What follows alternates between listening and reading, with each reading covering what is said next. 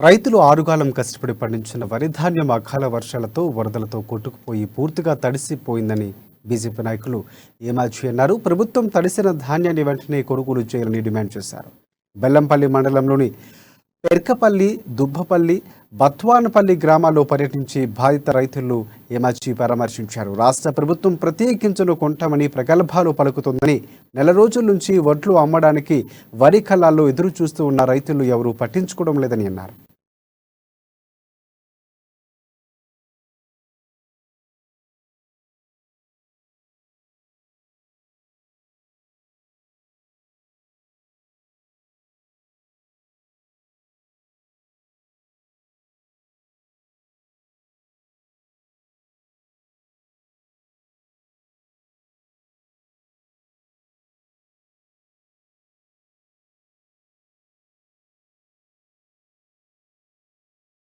ఆ కొనుగోలు చేసినటువంటి కొన్ని కేంద్రాల్లో మాత్రం మరి రైతుల దగ్గర ఒక్కొక్క క్వింటాలుకు 10 కేజీల చొప్పున ధాన్యాన్ని కూత పెడతా ఉన్నారు. అదే విధంగా తేలు పేరుతోటి కూత పెట్టేసి రైతుల్ని మోసం చేస్తా ఉన్నారు.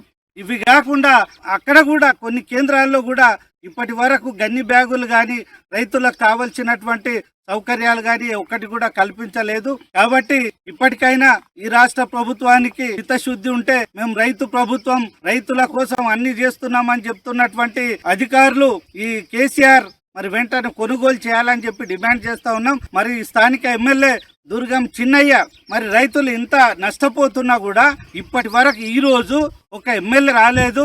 ఆ కొనుగోలు చేసినటువంటి కొన్ని కేంద్రాల్లో మాత్రం మరి రైతుల దగ్గర ఒక్కొక్క క్వింటాలుకు 10 కేజీల చొప్పున ధాన్యాన్ని కోత పెడతా ఉన్నారు. అదే